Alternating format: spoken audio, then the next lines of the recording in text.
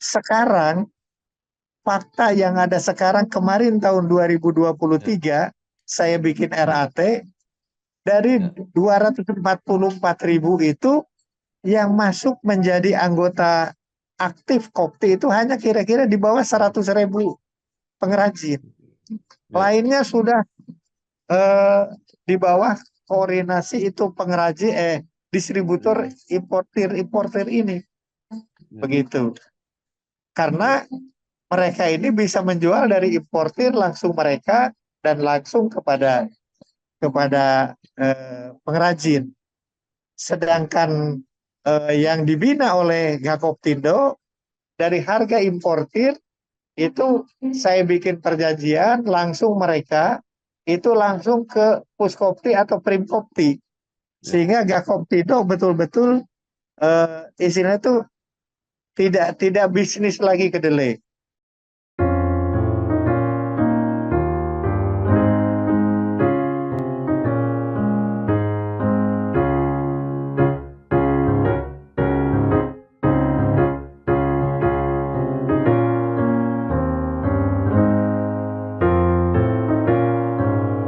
Bersama saya Bambang Sadiono di kanal Inspirasi untuk Bangsa. Mudah-mudahan kanal ini selalu bisa memberi inspirasi, motivasi, dan edukasi.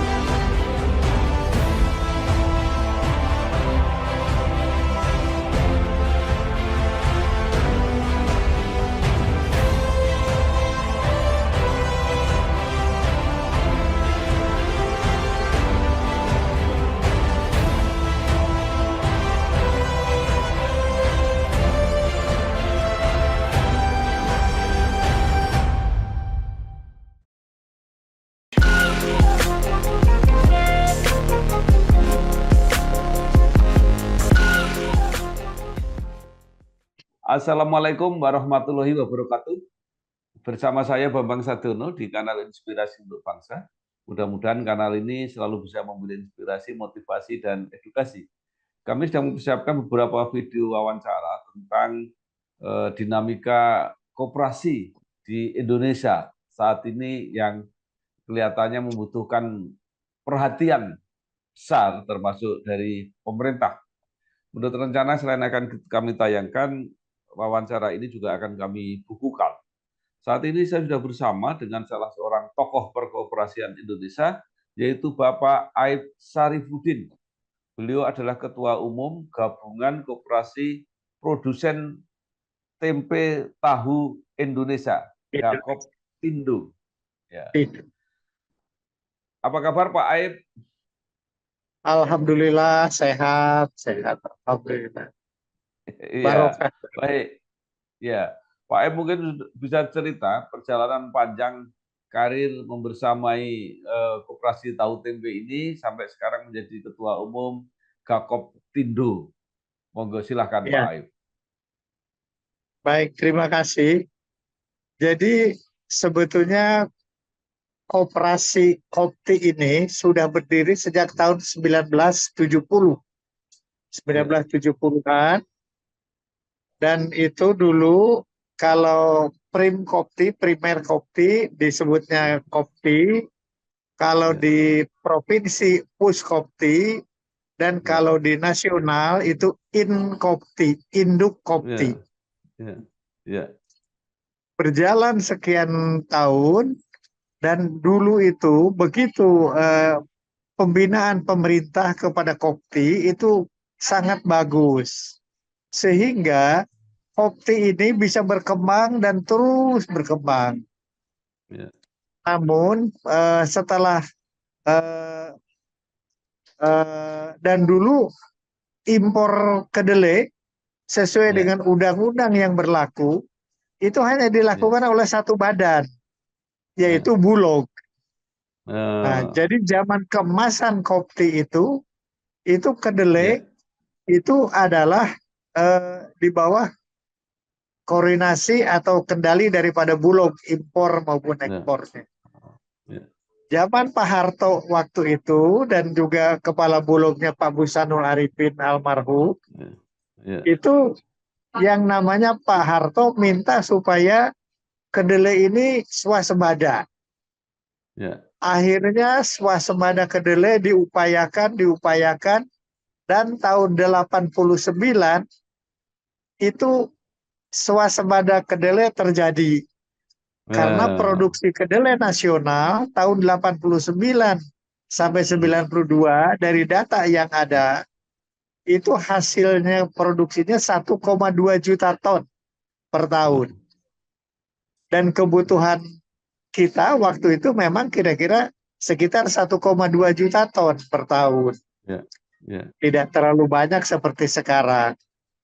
ya, Nah, terus setelah itu, eh, tapi pelan-pelan dulu itu pusat kedelai lokal itu di Aceh, di NTB, ya, di Banten, di Jawa Tengah, Jawa Timur, dan lain-lain. Malang juga gitu ya. Nah, tapi seiring perkembangan ini, pemerintahan dan lain-lain, perhatian kepada penanaman kedelai lokal ya, menyusut dan berkurang, padahal peningkatan permintaan tempe dan tahu dari 1,2 ya, juta ton terus meningkat ya, sampai sekarang menjadi kira-kira sekitar 3,3 juta ton per ya, tahun. ya, Dari 3,3 juta ton per tahun, data yang ada di perdagangan yang ya, saya terima, itu impor kedelainya itu kira-kira sekitar 2,7 sampai 2,8 juta ton. ya, Dan kebutuhan kedelai menurun dari 3,3 menjadi 3 juta ton. ya, Jadi berarti produksi nasional hanya antara 200.000 sampai 300.000 ton ya, per tahun kedelai. ya, Itu kan itu pusatnya di Jawa Tengah, di Gerobogan dan ini. Nah, ya, jadi pasang surutnya itu, dan pada tahun 2008 akhirnya, waktu itu tahun 2006 apa 2000 berapa, akhirnya pemerintah Amerika memberi bantuan kepada Indonesia itu dalam bentuk kredit ekspor. hmm, Itu sebesar kira-kira 12 juta dolar. Nah, terus dipakailah oleh Inkopti ekspor untuk beli kedelai dari ya. Amerika, dibeli terus dibawa ke sini.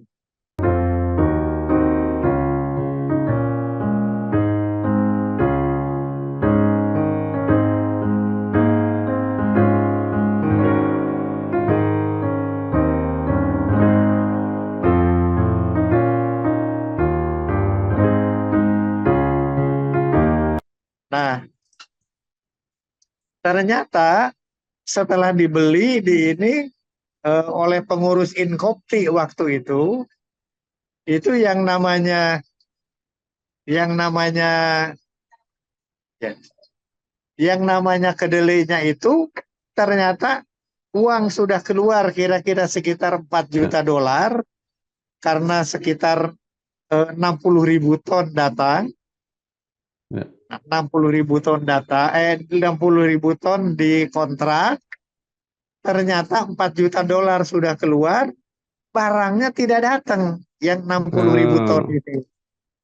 ya, Nah, timbul persoalan begitu ya, timbul ya, persoalan dan lain-lain. Akhirnya, diusut itu pengurus Inkopti waktu itu tahun 2002, 2003, 2005 gitu. Itu diurus terus, tapi akhirnya urusan jadi urusan polisi, kira-kira begitu. ya, ya, Nah, karena yang utang itu Inkopti tapi di backup oleh pemerintah Indonesia. ya, Jadi, itu jangka waktunya sebetulnya 30 tahun gitu ya. Tapi ya, saya tidak tahu kelanjutannya bagaimana. Nah, ya, akhirnya itu harga kedelai naik, naik, naik dan terus, ya, sehingga mulai tahun 2007, ya, 2008 itu harga kedelai tidak terkendali ya, dan akhirnya kita mogok nasional. hmm, Mogok nasional.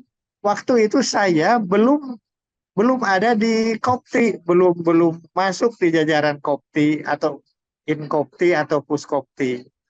Karena saya waktu itu masih membantu Pak Adi Sasono Ya, itu sebagai Menteri Koperasi, tapi dia bukan Menteri Koperasi, waktu itu menjadi Ketua Dekopin.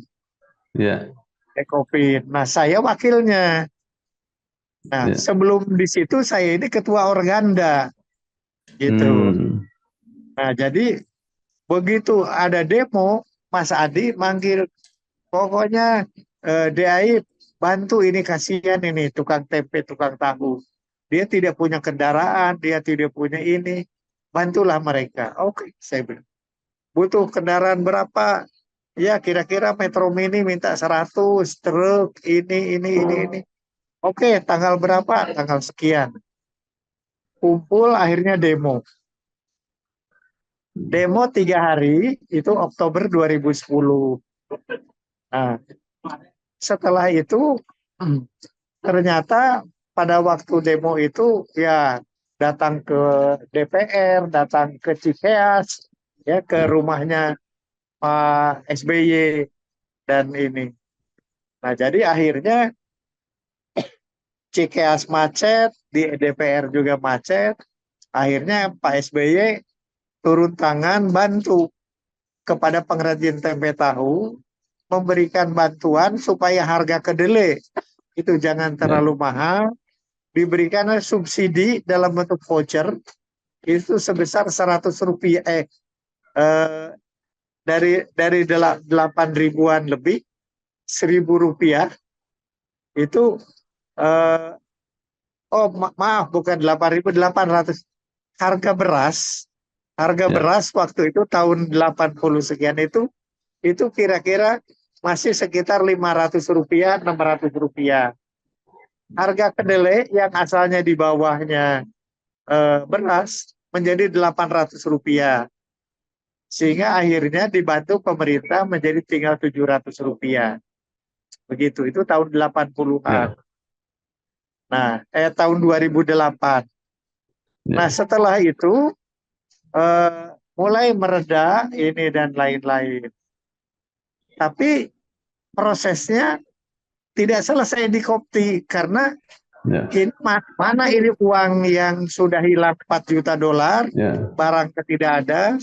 Akhirnya pengurus yang waktu itu sebagian masuk di kepolisian, pengadilan, dan dihukum begitu. ya.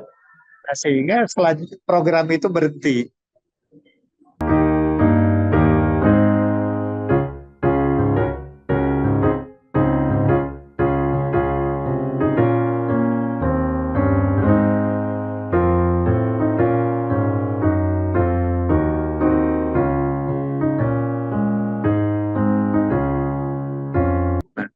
Setelah itu demo terus menerus 2008 sampai 2010. Ya. Nah, akhirnya Mas Adi bilang, udah deh Aib, bantu, you jadi ketua Kopti aja. Saya bilang, saya itu bukan tukang tempe. Ya sudah, nggak apa-apa, nanti gitu. Akhirnya rapat dengan Pak Menteri Koperasi waktu itu, eh, Ya, siapa itu ya, yang sekarang jadi anggota DPR. ya, Nah, rapat, dikumpulin, tidak ada yang mau jadi ketua Kopti, ketua Inkopti. Lebih-lebih Inkopti ada utang dengan Amerika. Jadi ya, kalau Inkopti dihidupkan, itu utang yang 12 juta dolar masih dibayar. ya, Gitu. Akhirnya makanya dibentuklah badan baru namanya Gakoptindo. ya, Nah, tahun 2010 disahkan dan terus saya dipilih, ya dipaksa jadi ketua. ya, Saya bilang boleh 5 tahun ya. Begitu saya jadi ketua Gakoptindo dengan semua itu asetnya apanya itu 0,0 ya. ya, Jadi kantor tidak ada, ini tidak ada, akhirnya ya saya bikin kantor, bikin ini dan lain-lain. Nah, begitu mulailah lebih tenang, lebih ini, impor bisa di. Tapi saya melihat, karena saya kebetulan sedikit tahu informasi di Amerika, harga kedelai itu di Chicago sesuai dengan CBOT, kan di Amerika itu ada bursa kedelai. CBOT di Ya. Chicago pusatnya. Itu harganya itu kira-kira sekitar 5 ribuan. Oh, di sini Ya. dijual sampai dengan 8.000 lebih.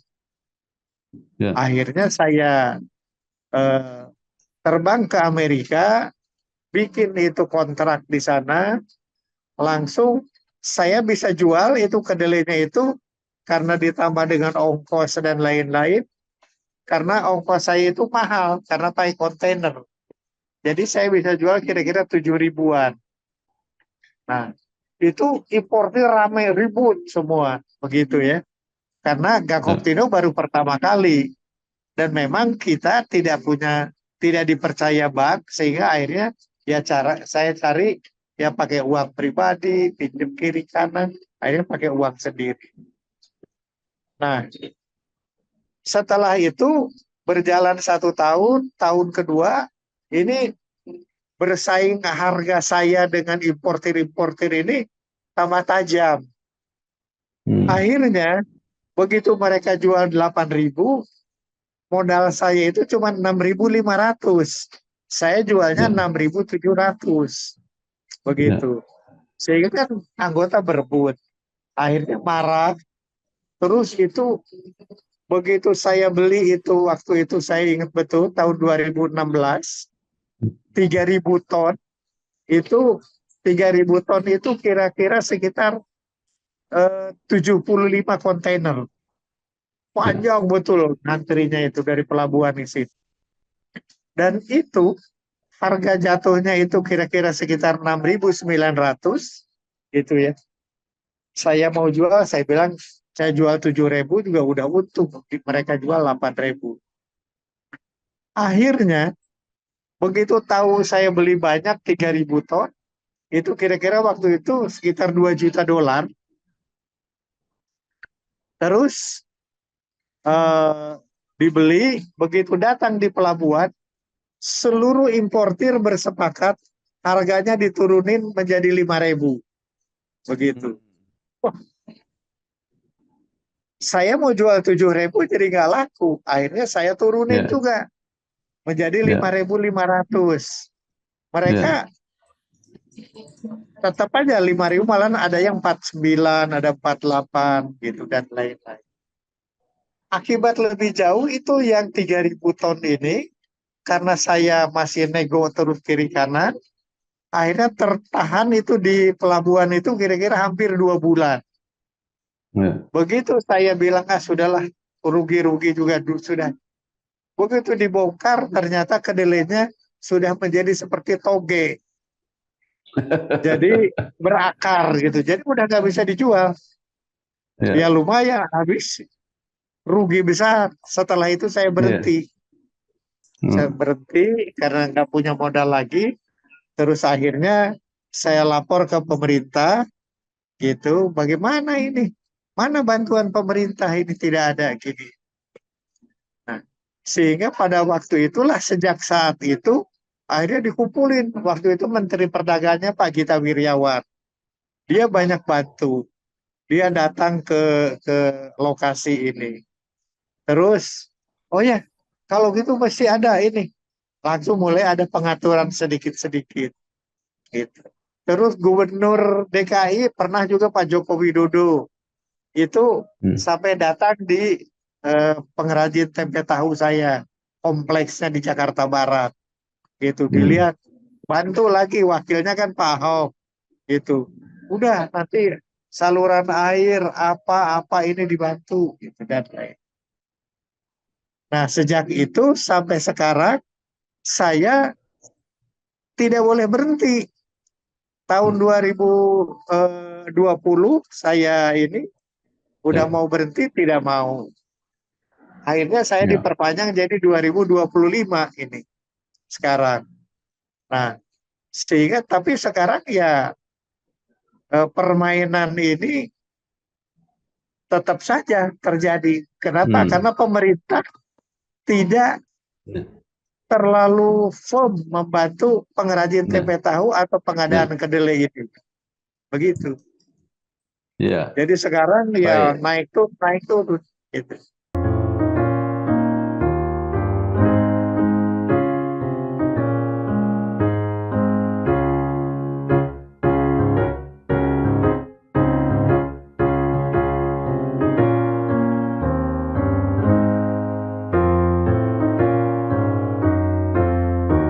Ya, baik. Bapak Aib, saya mau tanya begini.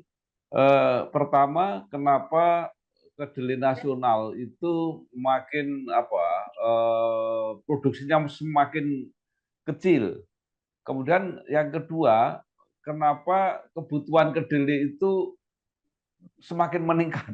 Artinya walaupun sekarang agak stabil di sekitar 3.000 3 juta ton per tahun. Jadi dulu tahun 2000-an itu kan penduduk Ya, Indonesia tidak sebanyak sekarang gitu ya. Dan waktu itu memang tempe dan tahu selalu ada. Jadi akhirnya kebutuhan kedelai itu naik menjadi 3 juta ton lebih kurang gitu. ya, Terus yang kedua, ada karakteristik yang berbeda antara kedelai impor dari Amerika dan kedelai lokal kita. ya, Kalau kedelai lokal kita itu kecil-kecil, warnanya ada ya, kuning, ada hijau, dan lain-lain. ya, Sehingga begitu dibikin tempe, itu banyak yang tidak jadi. Akhirnya kalau dibikin tahu, lebih bagus. Airnya banyak, acinya banyak, kulitnya lebih tipis, dan kalau dimasak lebih cepat matang. Itu kedelai lokal. Sehingga kedelai lokal lebih bagus dibikin tahu. ya, Sedangkan kedelai impor itu lebih bagus dibikin tempe karena dia juga di samping standar besar, terus kalau direbus 1 kilo kedelai impor menjadi 1,8 kilo tempe, begitu. hmm, Jadi ya, mengembangnya seperti itu. Makanya kami lebih suka membuat tempe itu dari kedelai impor, begitu. ya, ya, baik. Nah, sekarang Pak Aib, bagaimana keadaan para anggota Kopti ini? Apakah Oke ya, mereka ya masih apa ya masih sangat bisa dibantu oleh koperasi terutama untuk kebutuhan kedelainya atau apakah ada yang di luar eh, anggota Kopti tapi tetap saja bisa membeli kedelai karena kedelai kan dijual bebas tadi oleh ya, para impornya ya. ini. Iya. Jadi perkembangan itu sampai tahun 2024 itu yang namanya eh, banyak kopti-kopti yang asalnya terbantu oleh inkopti atau ini tidak terbantu lagi. Tapi pengrajin tempe tahunya dibina oleh importir.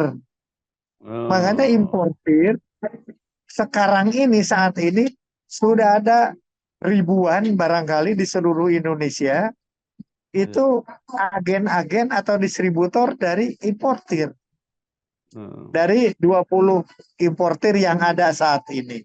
ya, Dan ya, kedua, tadi saya ada kirim tahun 2008 pada ya, waktu demo itu Menteri Perindustrian waktu itu Pak Fahmi Idris ya, diperintahkan Presiden bikin itu apa namanya itu database. Disusunlah itu data-data pengrajin tempe tahu seperti itu. Jadi jumlahnya ada 244 ribu lebih pengrajin ya, pabrikan kecil-kecil gitu ya, ya dengan jumlah waktu itu 3 juta ton tahun 2008. ya, Sekarang fakta yang ada sekarang kemarin tahun ya, 2023 saya bikin ya, RAT dari ya. 244 ribu itu yang masuk menjadi anggota aktif Kopti itu hanya kira-kira di bawah 100 ribu pengrajin. Ya, Lainnya sudah eh, di bawah koordinasi itu pengrajin distributor importir ini.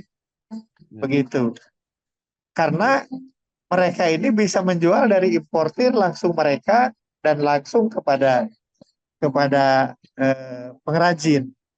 Sedangkan yang dibina oleh Gakoptindo dari harga importir itu saya bikin perjanjian langsung mereka itu langsung ke Puskopti atau Primkopti, sehingga Gakoptindo betul-betul istilahnya itu tidak bisnis lagi kedelai. Ya. Tapi kalau importir ini jualnya terlalu tinggi, misalnya kebetulan saya tahu harga CBOT di Chicago berapa dolar, misalnya per basel. Seperti misalnya hari ini itu kira-kira sekitar 1.150 dolar per basel, gitu ya. Nah, jadi kalau misalnya dikalikan jadi per metrik ton dan lain-lain, harga saat ini itu kira-kira harganya cuma sekitar 7.000 atau 8.000 rupiah Ya. per kilo. Ya. Itu sudah sampai di sini di Indonesia. Ya. Sehingga makanya harga kedelai dari Amerika itu sekarang ini dijual harganya kira-kira 8.500. Ya. Karena begitu datang di pelabuhan, terus di bagging, dibersihkan, dikarungin, terus ada biaya transport, keuntungan importir atau agen-agennya itu, ya itulah harganya sekarang seperti itu. Jadi kalau Nah, mereka naikkan harga terlalu tinggi, saya yang teriak, Pak tolong dicek, itu importir ini atau ini siapa yang mengambil untung terlalu besar? Karena saya tahu harga beli di Amerika sekian. Ini buktinya, harga CBOT ini. Sehingga kalau terlalu besar ini, jadi ya tolong pajaknya juga supaya dimasukkan untuk negara, begitu. ya. Jadi kira-kira sementara ini under control kepada importir itu Ya. seperti itu.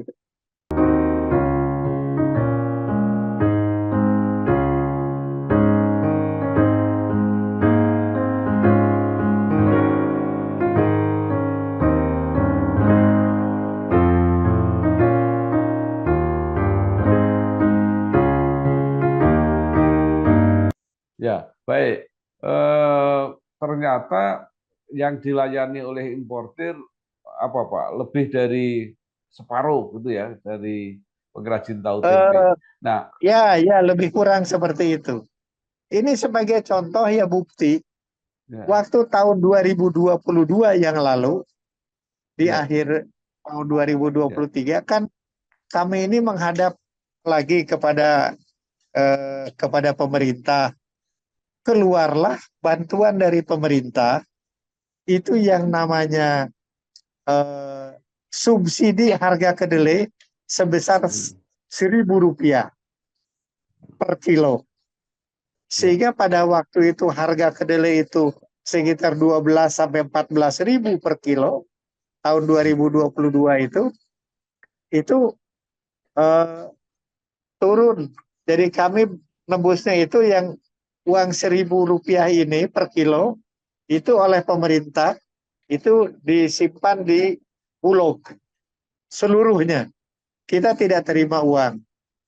Terus nanti yang berhak beli itu hanya pengrajin atau kopti-kopti. Di luar itu tidak boleh.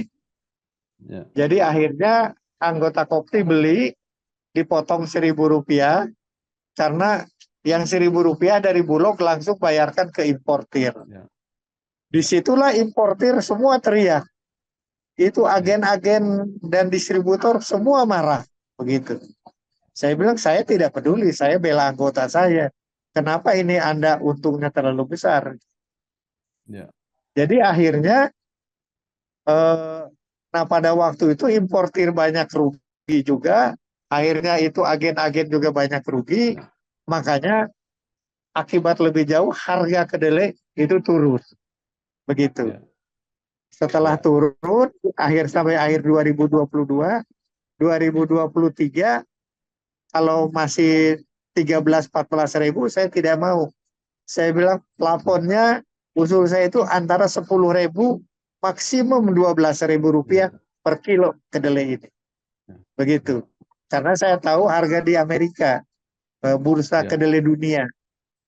ya, Dan sekarang itu dengan berjalannya ini sudah baik, itu harga dolar itu pada waktu kemarin itu kan sekitar berapa 8 ribu atau 16. berapa, dan sekarang udah 9 ribu lebih begitu. Tapi harga kedelai bukannya naik malahan turun.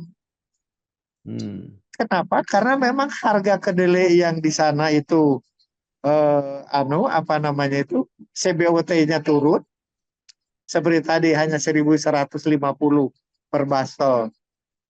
Nah, terus yang kedua itu yang namanya dulu Ya, kalau dari Amerika ke sini itu melalui terusan Suez karena ada perang Ukraina dengan itu. Sekarang sudah boleh lewat dan lebih lancar dan lebih cepat. Terus yang ketiganya, transport yang di Singapura karena selalu apa namanya itu stopover dulu di Singapura, itu juga tidak stagnasi seperti yang lalu, lancar saja begitu. ya, Sehingga ongkos transport logistiknya ya. juga jauh lebih murah. Baik. Akibatnya Ya, landingnya lebih ya, murah. ya. Nah, Pak Aib, sekarang apa bedanya atau apa untungnya pengrajin menjadi anggota Kopti, menjadi anggota Gakoptindo, dan bebas membeli langsung di pasar? Nah, jadi kalau bicara eh, kelebihan atau kelemahannya, masing-masing punya kelemahan. Kalau saya ini saat ini tidak bisa impor karena memang tidak Hmm. mampu Ya, impor. Padahal informasi dan lain-lain ini saya tahu. ya, Kedua, itu kalau angkutan itu kedelai pakai kontainer, ya, itu ongkosnya itu antara 80 sampai $100 per metrik ton. ya, Tapi kalau diangkut pakai kapal, kapalnya ada Minimax ya, itu ya, antara 20 sampai 30 ribu ton satu ya, kapal kecil, itu eh, biayanya kira-kira sekitar $50-60 per metrik ton. Tapi kalau Panamax yang 60 ribu ton, itu bisa antara $40. Tapi kalau pakai Maximax yang 85 ribu ton, itu bisa 35 dolar per metrik ton. ya, Nah, importir besar itu pakai itu. ya. Saya beli $100 per metrik ton. Mereka $35. Berarti perbedaan Iya. ininya udah $65. Itu yang membuatan.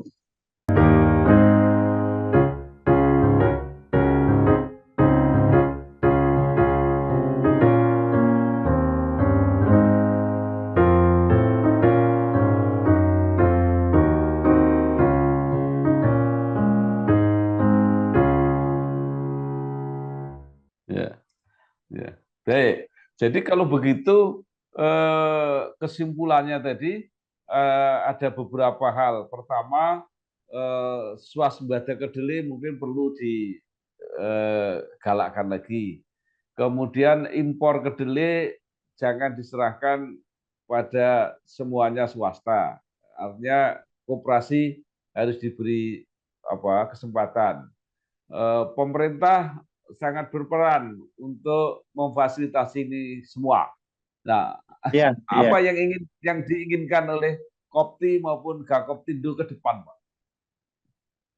Jadi keinginan kami usul kepada pemerintah itu pertama, please laksanakan undang-undang Ya, tentang pangan nomor 18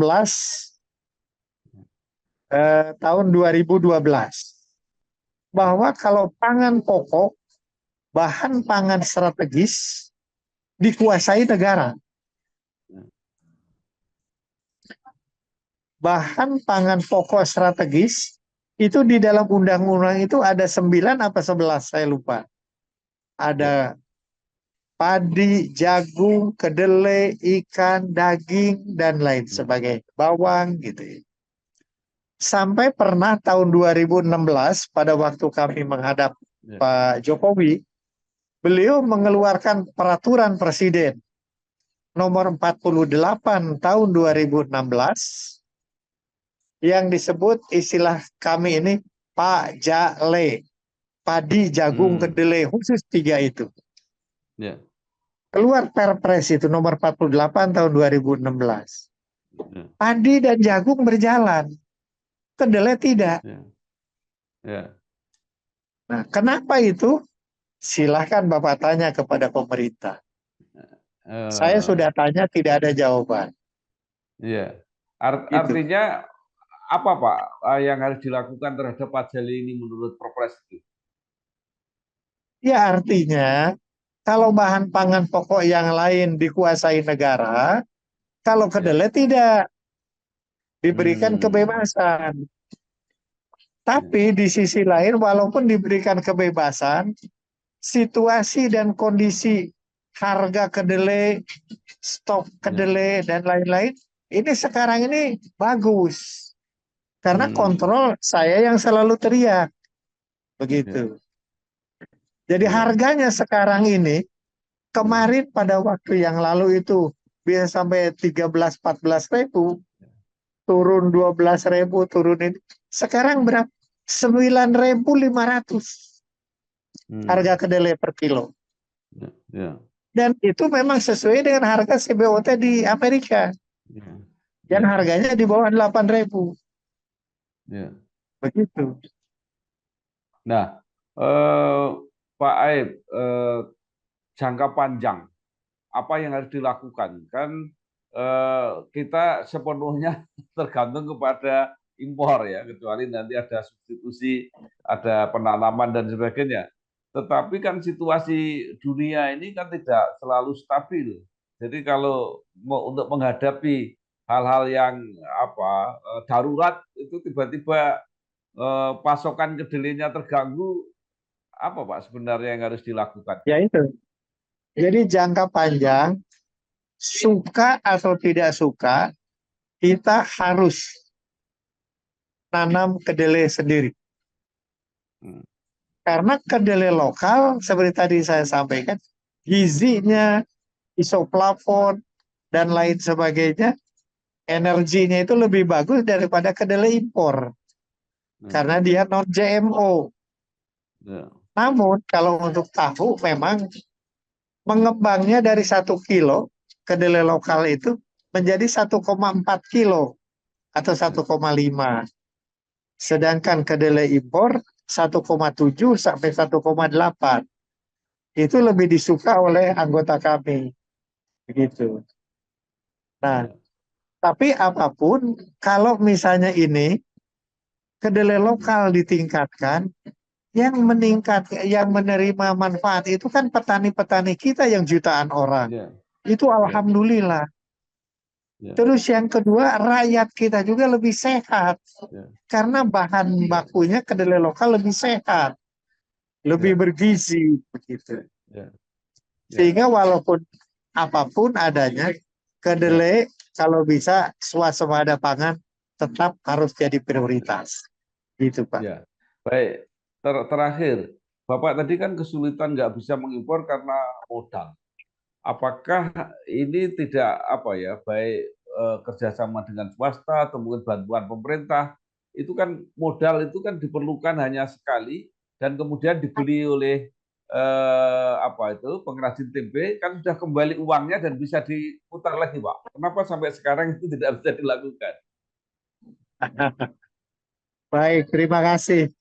Jadi waktu itu saya sudah coba berhubungan dengan perbankan. Ada Bank Mandiri, Bank Mega, terus BRI, BCA, dan lain sebagainya. Alhamdulillah, kalau kalau saya ini yang impor, minta kredit, itu ininya cuma sedikit, kecil. Jadi kalau misalnya satu kapal kecil saja 25.000 ton, kalau kali misalnya 8.000, itu sudah 200 miliar. Nah itu jaminannya dan lain-lain itu, dan saya pakai bajunya operasi. Ya. Jadi tidak bisa, tidak ada yang mau backup gitu. Ya. Begitu, itu fakta yang ada. Baik, ya berarti satu-satunya penolong hanya pemerintah, Pak, kira-kira. Iya, satu-satunya hanya menolong, dan juga pemerintah itu hukumnya wajib melaksanakan Ya. undang-undang. Ya. Begitu. Baik, Ya.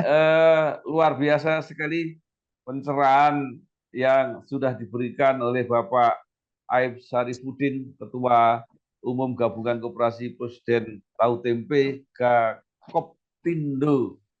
Saya kira luar biasa, mungkin makin banyak yang memahami persoalan dan makin banyak yang bisa ikut memecahkan.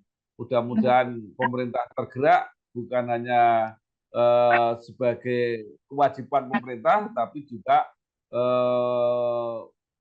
kewajiban mematuhi bukan hanya undang-undang, tapi juga undang-undang dasar, saya kira, untuk melindungi dan memberdayakan koperasi ini. Sekali lagi Pak Aib, terima kasih dan selamat terus berjuang. Terima kasih. Siap. Assalamualaikum warahmatullahi wabarakatuh. Demi rakyat Indonesia. Waalaikumsalam warahmatullahi wabarakatuh.